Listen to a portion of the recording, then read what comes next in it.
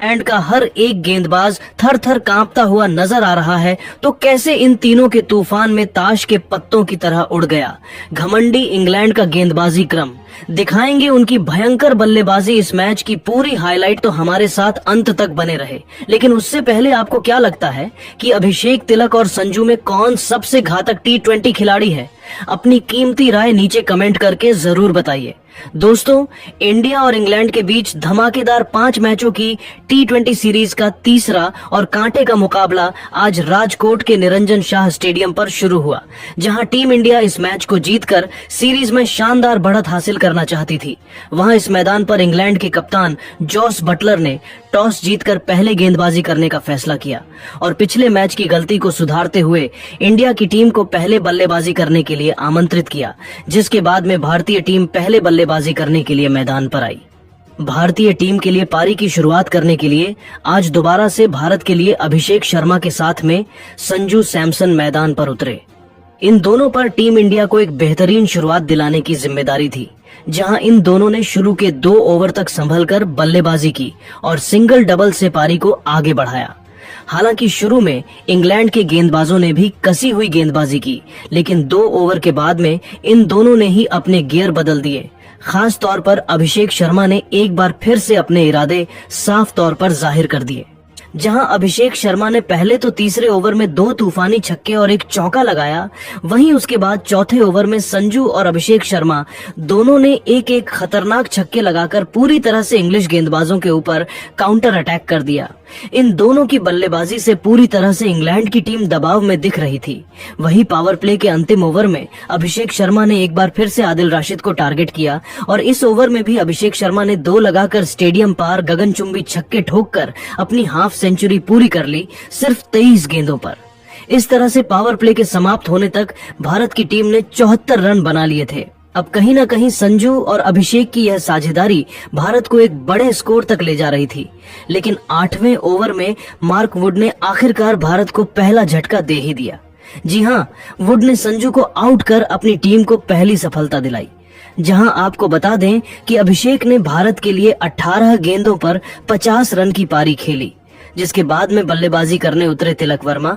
जहां तिलक ने जरूर आते ही कुछ बेहतरीन टाइमिंग भरे शॉट लगाए और 9वें ओवर में टीम के स्कोर को 100 रन के पार पहुंचा दिया। आज तो तिलक भी काफी अच्छे लय में दिख रहे थे और कड़क शॉट खेल रहे थे। फैंस भी भारत की बल्लेबाजी का भरपूर फायदा उठा रहे थे। इस तरह से 10 ओवर की समाप्ति तक इंडिया ने 108 रन बनाए, लेकिन उसके बाद में कुछ ऐसा हुआ जो किसी भी भारतीय ने नहीं सोचा था। जी हाँ दोस्तों, पारी के 11वें ओवर में पहली गेंद पर तिलक बड़ा शॉट खेलने के लिए गए, लेकिन उनको मार्क वुड ने अपने जाल में फंसा लिया और भारत को दूसरा झटका दे दिया। बता दें कि तिलक ने टीम इंडिया के लिए सिर्फ 13 गेंदों में 300 की स्ट्राइक रेट से 39 रन की पारी खेली, जिसके बाद में बल्लेबाजी करने के लिए आए हार्दिक पांड्या ने तो अपने बल्ले से गदर ही मचा दिया। आते ही इस खिलाड़ी ने आर्चर की लगातार 3 गेंद पर 3 तूफानी छक्के जड़कर इंग्लिश खेमे में हड़कंप मचा दिया। तो फिर अभिषेक शर्मा के साथ मिलकर उन्होंने तो इंग्लैंड की नाक में दम कर दिया। खास तौर पर हार्दिक तो सर पर कफन बांधकर उतरे थे, लेकिन दोस्तों उनकी यह रणनीति ज्यादा लंबी नहीं चली। जहां हार्दिक पांड्या केवल 16 गेंद पर 38 रनों की खौफनाक पारी खेलकर वापस लौट गए।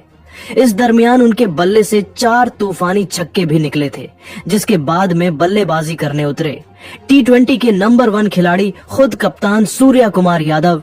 अब सूर्या और अभिषेक पर टीम को एक अच्छे स्कोर तक पहुंचाने की जिम्मेदारी थी। जहां आपको बता दें कि इन दोनों ने 2 विकेट गिरने के बाद में सूझबूझ के साथ में बल्लेबाजी की और सिंगल डबल से पारी को आगे बढ़ाया। हालांकि 15वें ओवर में जरूर एक बार फिर से अभिषेक ने अपने हाथ खोले और इस ओवर में उनके बल्ले से एक बार फिर से एक चौका और 2 ताबड़तोड़ छक्के देखने को मिले। अब संजू सैमसन एक बार फिर से अपने शतक की ओर तेजी से बढ़ रहे थे। वहीं 15 ओवर की समाप्ति तक इंडिया का स्कोर भी 170 रन तक पहुंच गया था, लेकिन 16वें ओवर में आखिरकार भारत को बड़ा झटका लग ही गया। मेन अभिषेक बड़ा शॉट खेलने के चक्कर में जोफ्रा आर्चर का शिकार बन गए।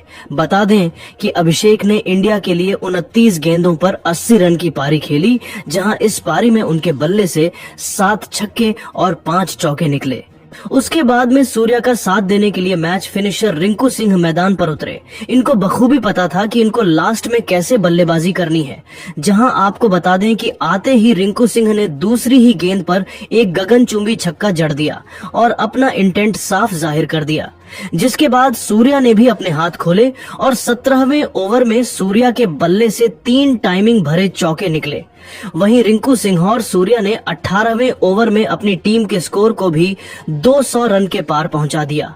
अब कहीं ना कहीं पूरी तरह से इंग्लैंड बैकफुट पर नजर आ रही थी, जिसके बाद अंतिम के 2 ओवर में इन दोनों ने जो बल्लेबाजी की वो वाकई में देखने लायक थी।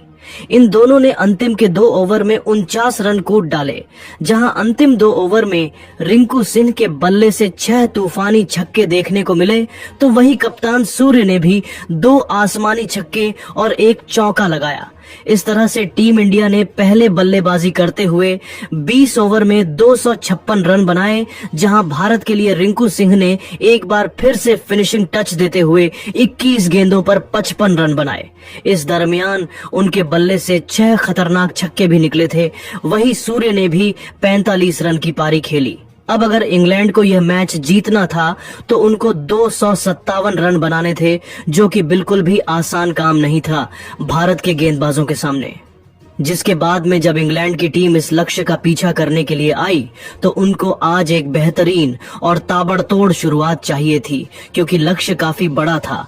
लेकिन लक्ष्य का पीछा करने उतरी इंग्लैंड की शुरुआत काफी खराब रही। पहले ही ओवर में जोस बटलर को अर्शदीप सिंह ने इन स्विंग गेंद डालकर क्लीन बोल्ड कर दिया और इंडिया को पहली सफलता दिलाई। जहां आपको बता दें कि इंग्लिश कप्तान बटलर अपना खाता भी नहीं खोल पाए, जिसके बाद में बैटिंग करने के लिए आए हैरी ब्रुक ने आते ही भारत के गेंदबाजों पर काउंटर अटैक किया और उनका साथ फील्ड सॉल्ट ने दिया। वह एक छोर से लगातार ताबड़तोड़ बैटिंग कर रहे थे और तेजी से अपनी टीम के स्कोर को आगे बढ़ा रहे थे। वहीं हैरी ब्रुक भी उनका अच्छा साथ दे रहे थे। इन दोनों ने देखते ही देखते सिर्फ और सिर्फ 4 ओवर में अपनी टीम को 50 रन के पार पहुंचा दिया।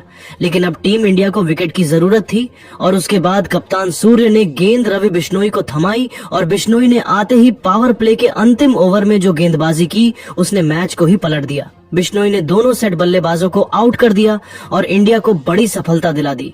जहां साल्ट ने 18 गेंदों पर 40 रन बनाए, वहीं दूसरी ओर बल्लेबाजी कर रहे ब्रुक ने 8 गेंदों पर सिर्फ 12 रन बनाए।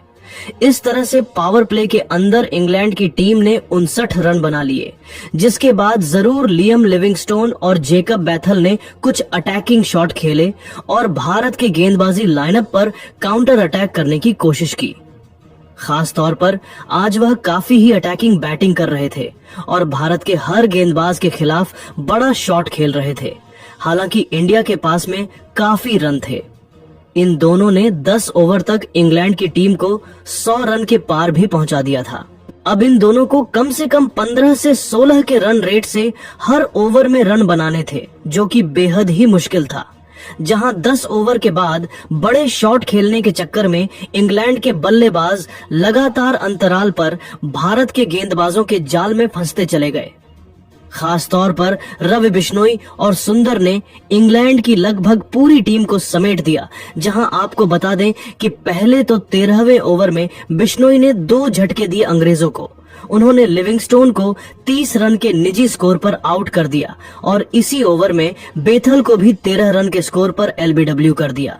जिसके बाद 15वें ओवर में सुंदर ने 2 झटके और इंग्लैंड को दे दिए, जहां इंग्लैंड का पूरा बल्लेबाजी क्रम ताश के पत्तों की तरह बिखर रहा था।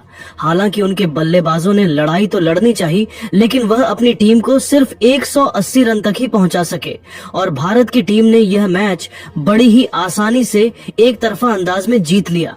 लेकिन दोस्तों, अब आपको क्या लगता है कि इंग्लैंड के खिलाफ टीम इंडिया इस T20 सीरीज में क्लीन स्वीप कर पाएगी या फिर नहीं? अपनी कीमती राय नीचे कमेंट करके जरूर बताइए और ऐसी ही शानदार खबरों के लिए हमारे इस वीडियो को लाइक और चैनल को सब्सक्राइब करना न भूले। धन्यवाद।